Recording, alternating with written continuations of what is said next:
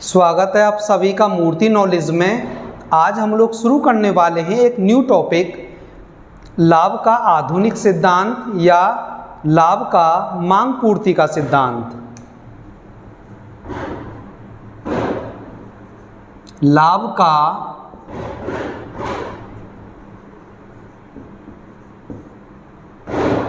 आधुनिक सिद्धांत या लाभ का मांग पूर्ति का सिद्धांत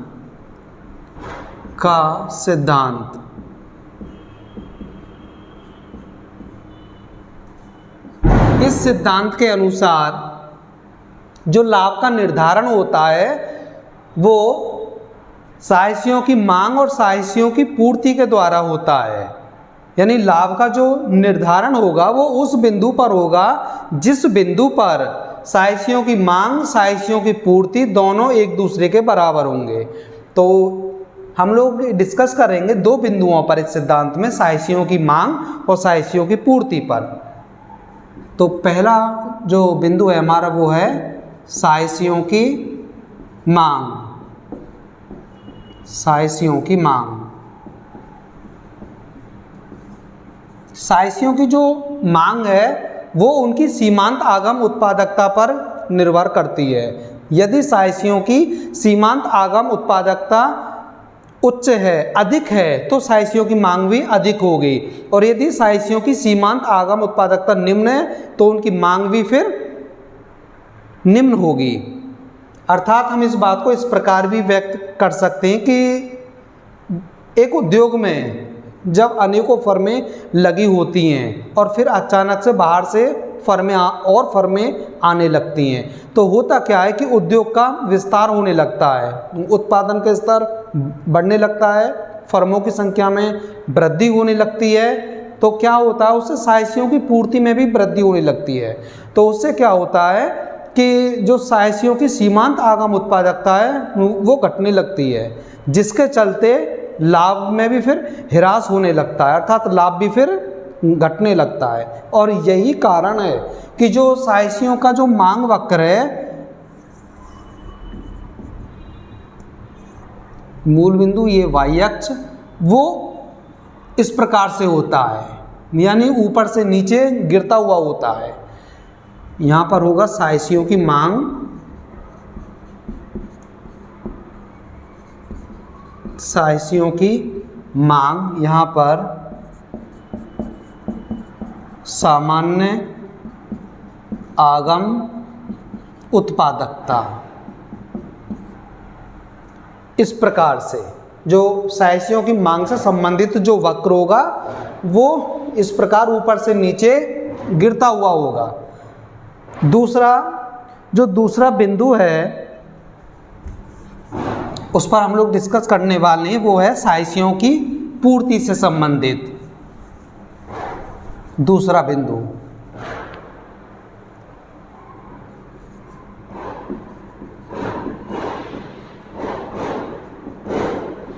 साहसियों की पूर्ति,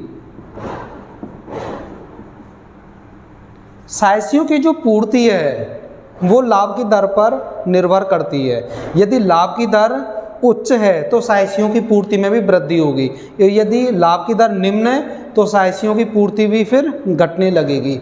अर्थात लाभ की दर और साहसियों की पूर्ति के बीच धनात्मक सीधा और प्रत्यक्ष संबंध होता है। और यही कारण है कि जो पूर्ति वक्र होता है इन साहसियों का, एक्स अक्ष मूल बिंदु O और ये वाई अक्ष, तो वो नीचे से ऊपर की तरफ वो चढ़ता हुआ होता है इस प्रकार से। SS यानी सप्लाई वक्र, पूर्ति वक्र होगा। तो यहाँ पर हो जाएगा साहसियों की पूर्ति, साहसियों की पूर्ति, यहाँ पर सामान्य लाभ, इस प्रकार से होगा। क्योंकि लाभ की दर और साहसियों की पूर्ति के भी मध्य सीधा संबंध होता है। इसीलिए पूर्ति वक्र नीचे से ऊपर की तरफ चढ़ता हुआ होता है। अब हम लोग डिस्कस करेंगे कि आखिर इस सिद्धांत के अनुसार या साइसियों की मांग और पूर्ति के द्वारा लाभ का निर्धारण कहाँ होगा, किस बिंदु पर होगा।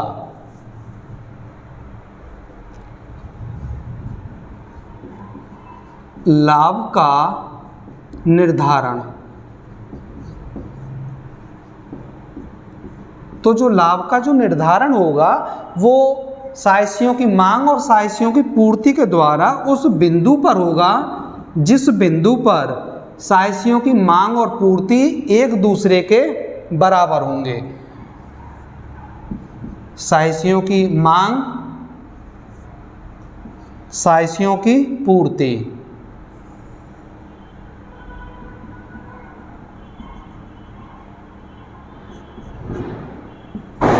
तो यहाँ पर हम देख रहे हैं कि जो संतुलन बिंदु है वो E है, अर्थात इस E बिंदु पर साइसियों की मांग और साइसियों की पूर्ति दोनों एक दूसरे के बराबर हैं। तो इस संतुलन बिंदु पर क्या है, जो साइसियों की मांग व पूर्ति है वो ON है, लाभ की दर, और जो लाभ की दर है इस बिंदु पर वो OP है, अर्थात साइसियों की मांग और पूर्ति OP जिस बिंदु पर निर्धारित होती है तो वहाँ पर लाभ की दर OP के बराबर निर्धारित होती है। तो लाभ का जो निर्धारण होगा वो इस संतुलन बिंदु के द्वारा होगा जिस बिंदु पर साइसियों की मांग और पूर्ति एक दूसरे के बराबर होंगे, या जिस बिंदु पर साइसियों की मांग और साइसियों की पूर्ति एक दूसरे को काटेंगे उस बिंदु पर लाभ का निर्धारण होगा।